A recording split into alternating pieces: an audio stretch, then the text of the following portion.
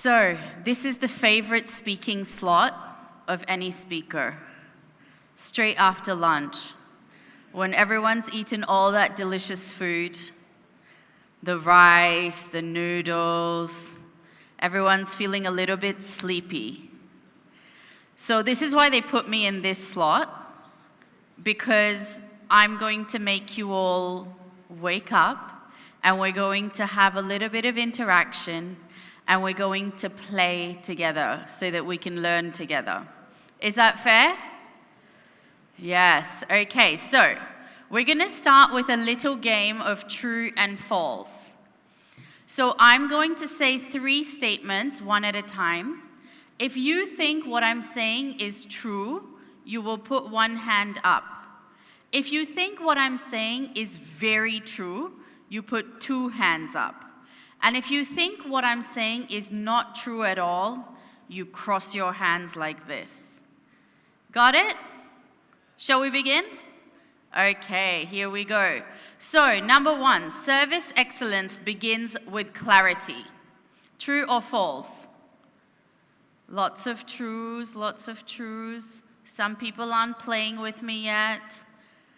Okay, thank you. Next one. Service excellence is primarily the responsibility of frontline staff. True or false?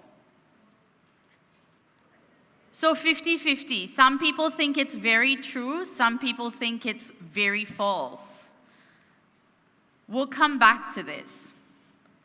Service excellence, actually I'm just going to tell you now, service excellence is the responsibility of every single individual along every chain. Lastly, poor communication is still one of the top drivers of policy failure, and it costs organizations and governments billions of dollars every year. True or false? Yes, thank you.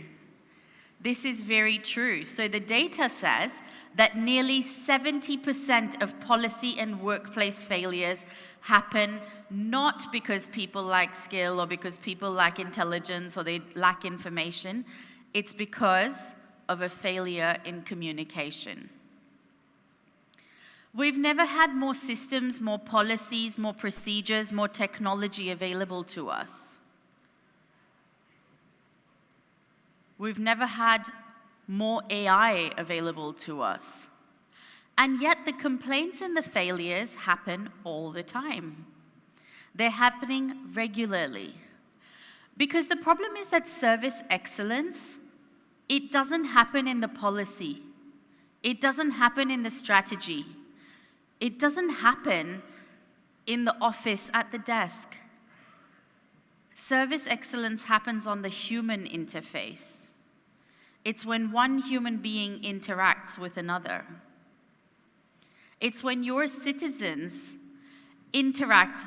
Vinay touched on this morning when he spoke about citizen-centric, your citizen lens, right?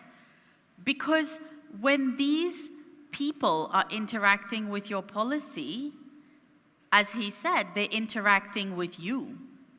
They're interacting with how they are being made to feel as a human being. They're interacting with how their dignity is being dealt with. This is me. I'm a dentist turned communication coach, consultant, and keynote speaker. So today I help organizations and governments create cultures of clarity, alignment, and trust. But let's take you back a little bit. I live in Singapore. I arrived in Singapore in 2011. Does anyone recognize what that building is? Yeah, that's the Merlion and the Esplanade in the background. So I arrived in Singapore in 2011 to start my first full-time job in Singapore as a dentist. And I was really excited. I think some of you were in Singapore recently. How many have been to Singapore or know of Singapore? Yeah, I think you know that as a city, as a country, It's very, very safe. It's very clean. Everything functions. Everyone speaks English. It is very safe. So there I was, so excited to start my new life. And I felt like I'd seen everything there was to see anyway at dental school in Australia. I'd seen all kinds of patients. I'd had 5 years of patient communication training. What could possibly go wrong? So I start working in Singapore. And slowly, I start to have these interactions with patients that start to make me question all my life choices. My patients are not understanding me. I'm being very Australian.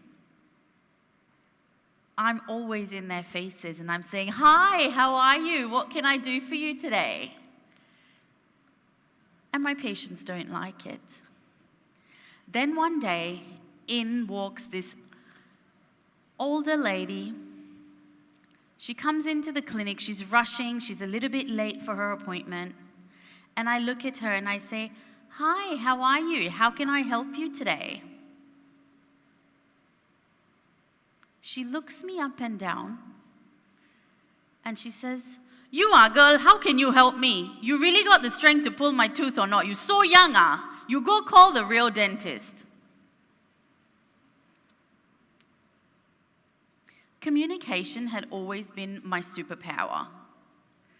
How was this going so wrong? So that day, I was feeling really demoralized, a bit broken, really sad with my life. And I went to the one place where I am guaranteed a conversation, even when I don't want one. It is Singapore's #1 area of service excellence: a taxi. So in Singapore, we call everyone auntie and uncle. So I get into this taxi and I say, "Good evening, uncle." And uncle is ready. He's ready with his service excellence. So he's driving and he looks back and he says, "Ah, girl, you shopping so late, ah?" And I'm like, No, uncle. I just finished work in the dental clinic. I'm a dentist." So then he says, "Oh, dentists make a lot of money, you know?" And I'm like, No, they don't. I don't know. So anyway, then I think, okay, I'm going to share my problems with taxi uncle. So I tell him, I say, "Uncle, I'm having real trouble because I moved here from Australia and all I'm trying to do is try to get my patients to trust me. I just want to connect with them. I want to help them. I want them to trust me." So taxi uncle goes silent for a few minutes. And then after a little while, he looks at me in the rearview mirror and he says, Girl, your problem. You too nice. You chat so much. You waste so much time. How to trust you? Your patients are just thinking, how much money will you charge them after?" Oops, I hadn't thought about that. So that night, I lay in bed and I'm tossing and turning and I have taxi uncle's voice going on in my head. And I'm thinking, wow, I really have to change the way that I serve these people. So the next day, I go into the clinic and I decide I'm going to try something different. No chat. I take my 5 years of patient communication and service excellence training and I put it in the bottom drawer and I forget about it. My first patient comes in. I look at her. I say, "You got pain or not?" And she says, "Got pain." So she sits down. I do the treatment. We're done. She's happy. Next patient comes in. She's in for an extraction. And I say, "Your tooth spoiled already. You want to save or you want to pull?" And she says, "Just pull lah." So I pull her tooth out and she leaves. And just like that, I have developed trust, rapport, faith, belief. Now, this story isn't about how good my Singlish is. It's also not about service excellence being about speaking Singlish. But it is about meeting people where they are. It's about understanding what is really driving the lack of trust? What is really driving this person's needs? And how can I meet them at the place that they need me to be? Communication breakdowns don't happen because there is a lack of skill. They generally also don't happen because there is a lack of intelligence or a lack of desire to help. But they generally break down based on how we show up in the moments when we are under pressure. Service excellence lives inside communication, and communication falls apart when we feel stressed, when the stakes are high, when we know that there is something on the line. So how then can we create cultures where we can have communication that is effective, that is meaningful, that feels true in a repeatable, reproducible way with consistency? So I'm going to share with you today Speaking Human. It's a 5-step process of how you can turn every conversation that you have into a meaningful moment. And this applies to yourself first. Apply this to yourself first, then to those around you.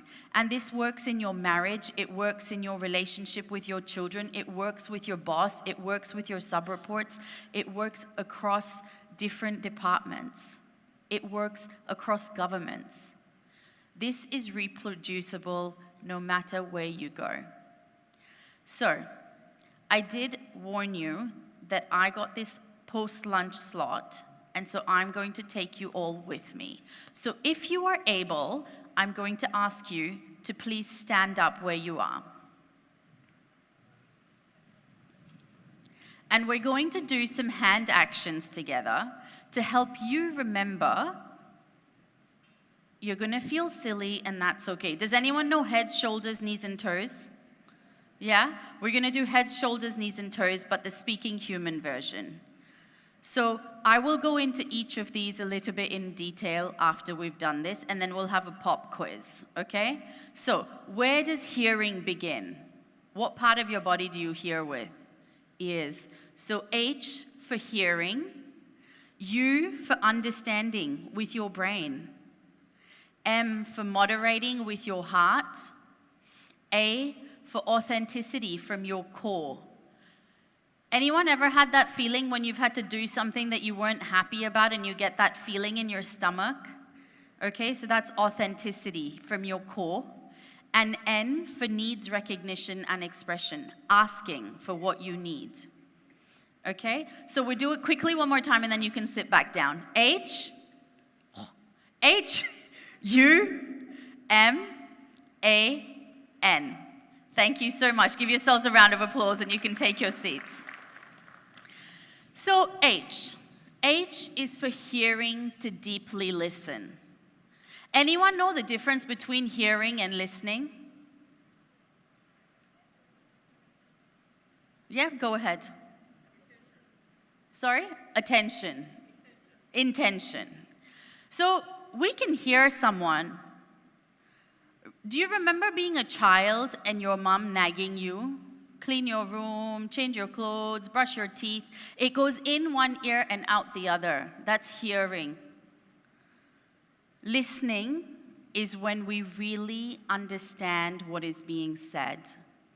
When we actually can listen for what is not being said, what is unsaid between the lines.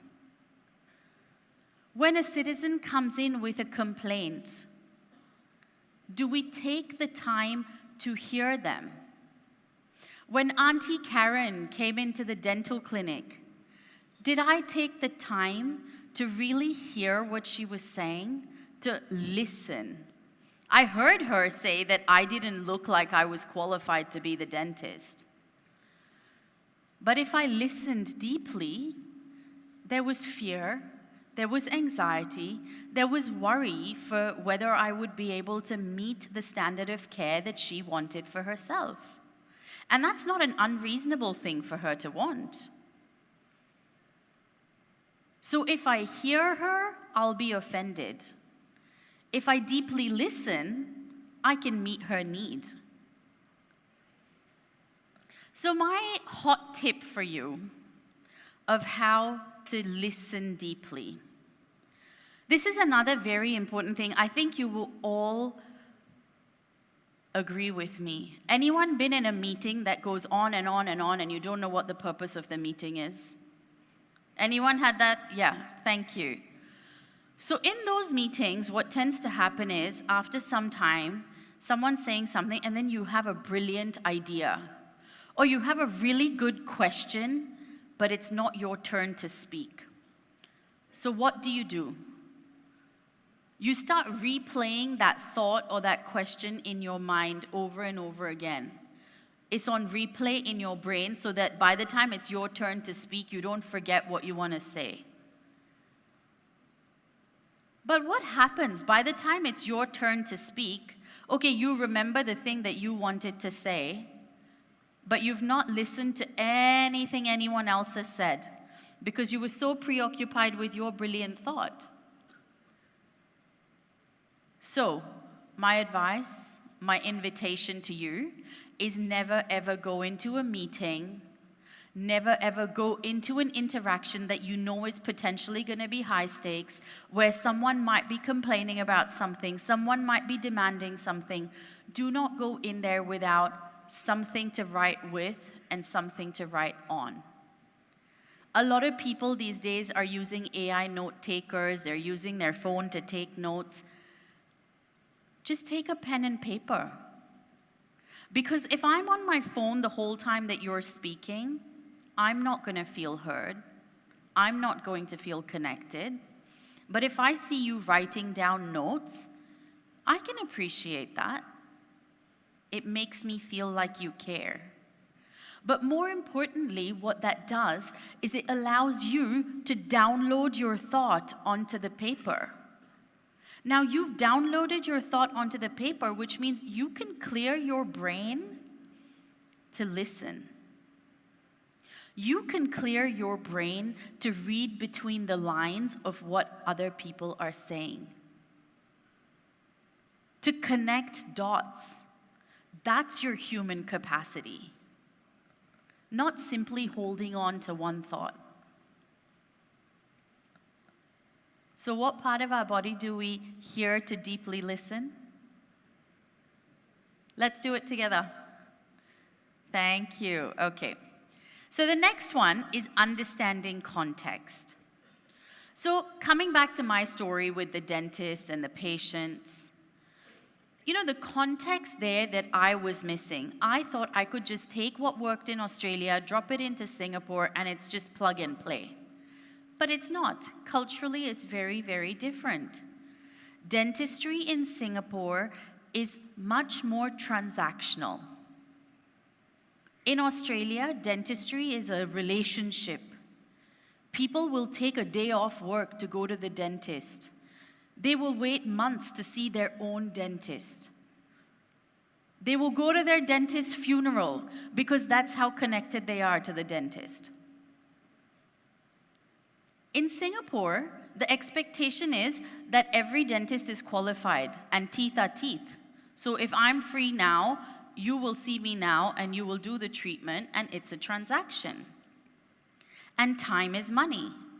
So if you now decide that you're going to take an extra 15 minutes and be nice to me and chit-chat with me, are you billing me for this 15 minutes? I'm not paying you extra for your 15 minutes of niceness. I didn't ask for that. I don't care about it.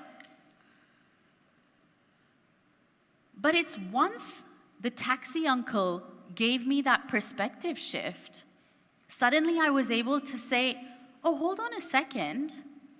I can still provide the same quality of care, but I can approach this differently.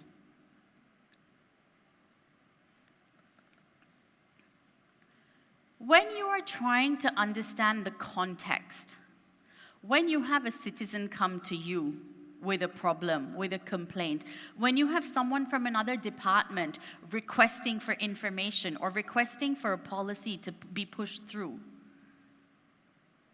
I invite you, this is your key insight, I invite you to ask one clarifying question before you respond. Just ask one question that adds some context. Because what will happen is, when you ask one question, the person will almost always give you additional information that you did not have before. Now, if you feel like the person is being completely unreasonable in what they're asking, and in civil service, I can guarantee you face that situation a lot. There's a lot of unreasonable asks happening all the time. When that person asks you for something unreasonable, summarize to them what you think you have heard them ask you for. When you summarize to them and you repeat back to them what you have heard them say, one of two things will happen. They will either get embarrassed and realize how silly their ask is, or they will clarify and they will give you additional information that will help you solve the problem. Now, once you've heard to deeply listen, you've understood their context. Why is that important? It's important because it allows you to moderate what you have to say. It doesn't matter how good your policy is, how good your ideas are, how good your intentions are.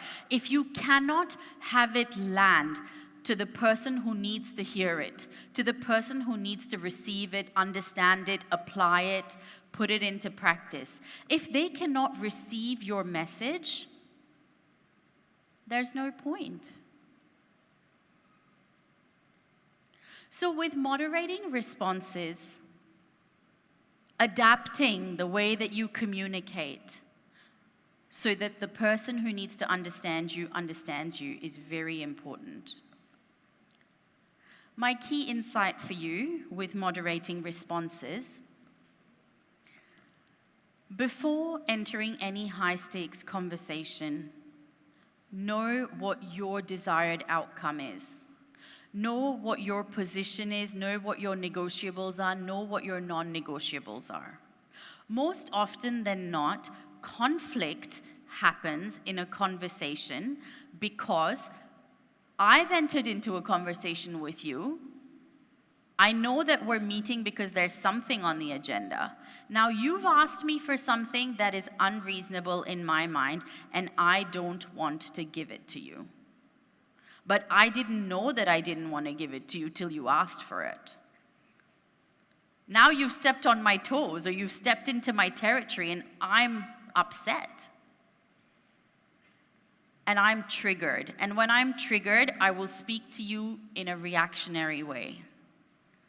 And in civil service, to attain service excellence, we never, ever, ever want to be reacting. We want to be responding from a place of considered, measured understanding. But for that to happen, you need to know where you stand before you even go into the conversation. So gather your information, be prepared, know who you are, know what you stand for, know what your negotiables are, what your non-negotiables are, before you enter the high-stakes conversation. Now, if you're constantly adapting and shifting and changing how you respond and react all the time to every person that you face, to every customer who has a complaint, how do you stay authentic? What does authenticity mean? More and more, we're living in an age where authenticity means, I was going to pick on someone and say means taking a nap after lunch. We're living in an age where people will behave badly in the workplace. They will give you responses that are inappropriate, and then they say, oh, well, too bad, that's just who I am. That's not what authenticity is.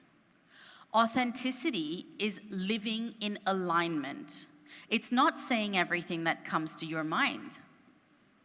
It's the fact that me on this stage versus me at home with my children, versus me in a conversation with you on the street, versus me on LinkedIn, these are all the same person. I stand for the same thing. So in civil service, what does that mean? What do you stand for as an individual, as an organization, as a government, as a nation? And how do you stay and live aligned to that? Authenticity is about knowing who you become under pressure and then choosing deliberately what you want that to look like. And last but not the least, needs recognition and expression.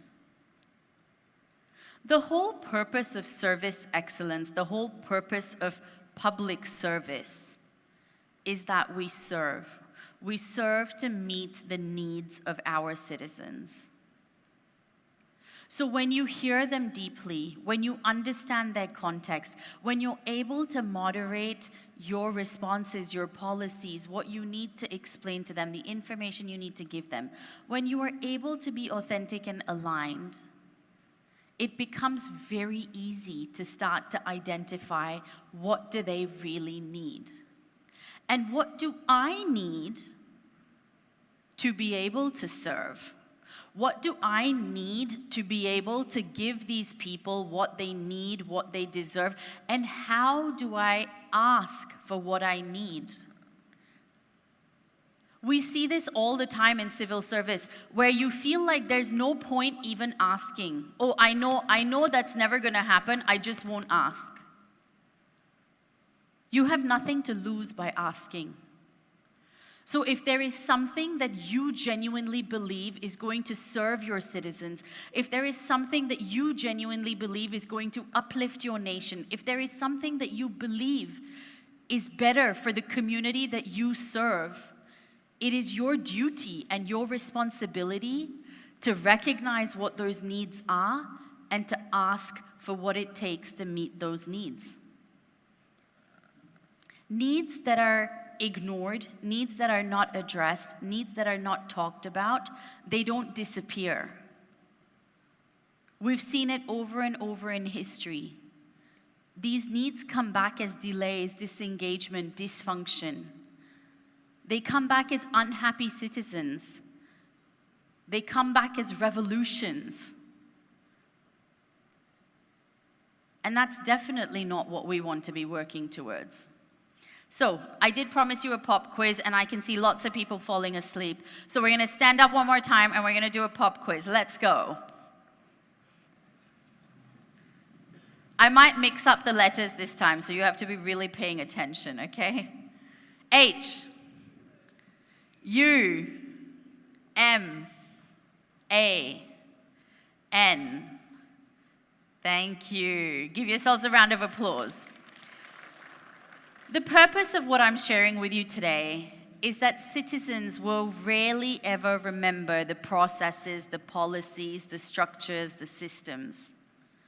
What citizens remember, and I'm echoing what's been said here today already, but what they remember is how they were spoken to, how they were treated, how their dignity was handled, whether they felt heard, and whether someone took ownership and responsibility for their problem. I have a special gift for you. You can scan that QR code. You will not get any spam emails from me, I promise. But there's some reading materials there. There's some little codes that you can remember speaking human by. I'll give you a second to scan that.